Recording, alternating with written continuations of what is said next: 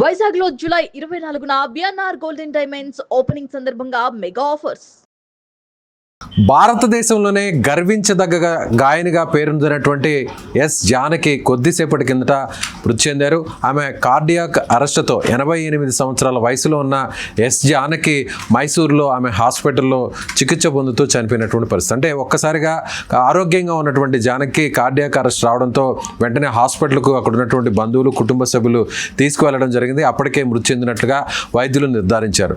మొత్తం దేశంలోనే అంటే ఒక తెలుగు రాష్ట్రంలో పుట్టి గుంటూరు జిల్లా పాలపట్ల గ్రామంలో 1938 ఏప్రిల్ 23లో జన్మించినటువంటి జానకి ఆ తర్వాత సినీ రంగంలోకి ఆమె ప్రవేశించిన తర్వాత తెలుగు భాషతో పాటుగా తమిళం, కన్నడ, అలాగే మలయాళం, అలాగే కొంకిణి, ఒడియా, అదేవిధంగా తుళ్ళు, బెంగాలీ ఇలా దాదాపు 18 భాషల్లో ఇప్పటి వరకు 50,000 పాటలను సినిమా పాటలను ఆలపించినటువంటి జానకి దేశంలోనే ఒక మంచి గాయనిగా గుర్తింపు ఉంది. అయితే జానకి మృతి పట్ల ఇప్పుడు యావత్తు సినీ లోకం అంతా కూడా దిగ్భ్రాంతి చెందుతుంది. ముఖ్యంగా జానకి ఒక గాయని కాకుండా ఆమె మధురమైనటువంటి గొంతుతో మిమిక్రీ చేయగలదు. ముఖ్యంగా చిన్నపిల్లల వాయిస్తో కూడా పాటలు పాడగలదు. అదేవిధంగా వృద్ధుల వాయిస్తో కూడా ఎక్కువ వయసు ఉన్నటువంటి వృద్ధుల గొంతుతో కూడా పాటలు పాడగలదు. అదేవిధంగా పాటలలో మిమిక్రీ అంటే వివిధ గొంతులను ఒకే పాటలో మిక్స్ చేసి పాడేటువంటి టాలెంట్ కలిగినటువంటి గాయనిగా జానకి పేరుంది. గాన కోకిలగా ముఖ్యంగా జానకి ఒక్క తెలుగు భాషలోనే కాకుండా దక్షిణ భారతదేశంలో ఉన్నటువంటి అన్ని భాషల్లో కూడా ఆమె వేల పాటలను ఆలపించారు. ముఖ్యంగా అనేక మంది సంగీత దర్శకులతో కలిసి పనిచేశారు.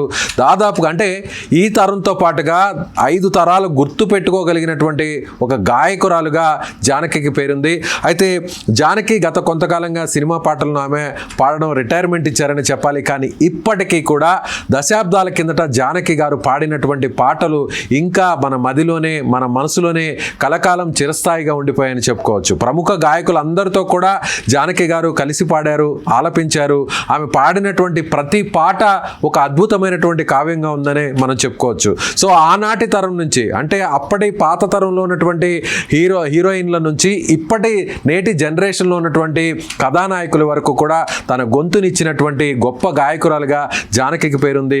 కానీ జానకి ఇలా ఒక్కసారిగా 88 సంవత్సరాల్లో ఆమె చనిపోవడం ముఖ్యంగా సినీ లోకానికి ఒక పెద్ద లోటనే చెప్పాలి. సో జానకి గారు పాడినటువంటి అనేక పాటలు తెలుగుతో పాటు తమిళం, కన్నడ, మలయాళం, అలాగే హిందీతో పాటుగా అనేక భాషల్లో హిట్ సాంగ్స్ ఉన్నాయనే చెప్పాలి. అనేక మంది గాయకులు సినిమా రంగంలో ఇప్పుడు ఈ జనరేషన్లో వస్తున్నప్పటికీ కూడా ఇలా దశాబ్దాల పాటు దాదాపుగా ఒక 4 నుంచి 5 దశాబ్దాల పాటు ఆమె తన గాత్రాన్ని సినీ లోకానికి అందించడం, వేల సంఖ్యలో ఆ పాటలను కూడా అందించి అవి కూడా ఒక అద్భుతంగా చిరస్థాయిగా నిలిచిపోయేటువంటి పాటలను పాడడం అనేది నిజంగా ఒక గొప్ప వరమనే చెప్పాలి. అలాంటి ఒక గొప్ప గాయకురాలు జానకి గారు చనిపోవడం అనేది సినిమా రంగానికి ఒక పెద్ద తీరని లోటుగా చెప్పాలి. 88 సంవత్సరాల వయసు ఉన్నటువంటి జానకి గారు ప్రస్తుతం మైసూరు హాస్పిటల్లో ఆమె చనిపోయినటువంటి పరిస్థితి. ఆమె ఒక కుటుంబ నేపథ్యాన్ని ఒకసారి మనం పరిశీలించినట్లయితే ఆమె పూర్తి పేరు శ్రీరామమూర్తి జానకి, ఎస్ జానకి అని పిలుస్తుంటారు. సినిమాలంతా కూడా ఆమె పేరును ఎస్ జానకి అని పిలుస్తుంటారు. పూర్తి పేరు శ్రీరామమూర్తి జానకి. ఈమె ఏప్రిల్ 23, 1938లో గుంటూరు జిల్లా పాలపట్ల గ్రామంలో ఆమె జన్మించారు. ఆ తర్వాత ఆమె సినీ ప్రయాణాన్ని స్టార్ట్ చేసిన తర్వాత అంచెలంచెలుగా చెన్నైలో స్థిరపడ్డారు. ఆ తర్వాత అక్కడి నుంచి దేశవ్యాప్తంగా ఉన్నటువంటి అన్ని భాషల్లో కూడా జానకి గారు తన గాత్రాన్ని వినిపించారు. అదేవిధంగా తండ్రి పేరు శ్రీరామమూర్తి గారు. ఈమెకు ఒక కుమారుడు కూడా ఉన్నారు, మురళీకృష్ణ. ఆయన కూడా చనిపోవడం జరిగింది.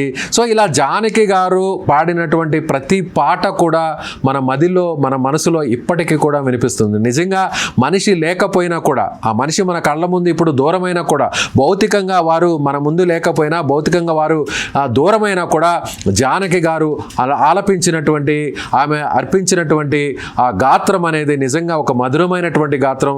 వేల మంది గాయకులు ఉన్నారు, వేల మంది గాయకులు వేల పాటల్ని ఆలపించినప్పటికీ వేల పాటల్ని పాడినప్పటికీ జానకి గారు ఇచ్చినటువంటి ప్రతి పాట కూడా ఇప్పటికీ కూడా అందరికీ మదిలో నిలిచిపోతుంది. ఎందుకంటే చిన్న పిల్లల వాయిస్ అంటే 7 సంవత్సరాలు 6 సంవత్సరాల వయసు ఉన్నటువంటి ఆ పిల్లల గొంతును వినిపించగలరు. అదేవిధంగా ఒక యువతి ఏ విధంగా అద్భుతమైనటువంటి మధుర గాత్రాన్ని ఇస్తుందో అలాంటి గాత్రాన్ని కూడా జానకి గారు ఇవ్వగలరు.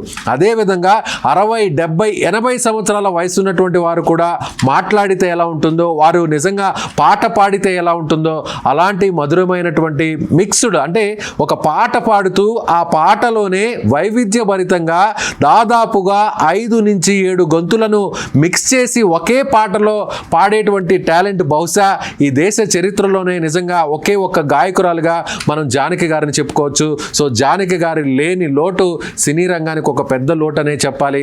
మళ్ళీ మళ్ళీ 100కో 1,00,00,000 ఒక్కరే పుడతారు. అలా పుట్టిన వారిలో ఎస్ జానకి గారు. నిజంగా ఎస్ జానకి గారు చనిపోవడం అనేది అందరూ కూడా ఒక రకమైనటువంటి బాధాకరమైనటువంటి విషయం. కానీ ఆమె 88 సంవత్సరాల వయసులో చనిపోయినప్పటికీ ఇప్పటికీ తన గొంతును వినిపిస్తాయి. ఎక్కడైనా ఏదైనా వేదికల మీదకి వచ్చినప్పుడు కానీ, ఏదైనా ఈవెంట్స్లో ఆమె వచ్చినప్పుడు ఇప్పటికీ కూడా ఈ వయసులో కూడా ఆమె తన గాత్రాన్ని వినిపించినప్పుడు, ఒక పాటని పాడినప్పుడు కూడా ఇప్పటికీ ఆ చిన్నపిల్లల వాయిస్, ఇప్పటికీ యువతలు ఏ విధంగా పాడుతారో, ఒక యంగ్ సింగర్స్ ఏ విధంగా పాడుతారో అలాంటి గాత్రాన్ని ఇచ్చేటువంటి అత్యంత గొప్ప వరం ఒక్క జానకి గారికి మాత్రమే ఉందని చెప్పాలి. సుమన్ టీవీ కూడా జానకి గారికి నివాళులు అర్పిస్తుంది. ఆమె భౌతికాయానికి ఇప్పటికే సినీ ప్రముఖులందరూ కూడా మైసూరుకి చేరుకున్నారు. కొంతమంది అక్కడ స్థానికంగా ఉన్నటువంటి ఎవరైతే కన్నడ రాష్ట్రానికి సంబంధించినటువంటి సినీ ప్రముఖులు కూడా మైసూరుకు చేరుకుని ఆమెకు నివాళులు అర్పిస్తున్నారు. సో నిజంగా మరొక్కసారి 100కో 1,00,00,000 తరానికి కాదు 5 తరాలకు 6 తరాలకు కలిపినా కూడా ఇలాంటి గాయకులు మళ్ళీ పుట్టరు. నిజంగా జానకి గారి మరణం ఒక తీరని లోటు. జానకి గారి మృతి నిజంగా సినీ లోకానికి ఒక పెద్ద లోటుగానే చెప్పాలి. సుమన్ టీవీ మరొక్కసారి ఎస్ జానకి గారికి నివాళులు అర్పిస్తుంది. సుమన్ టీవీలో మీ పర్సనల్ అండ్ బిజినెస్ ప్రమోషన్స్ కోసం కింది నెంబర్కి కాంటాక్ట్ చేయండి.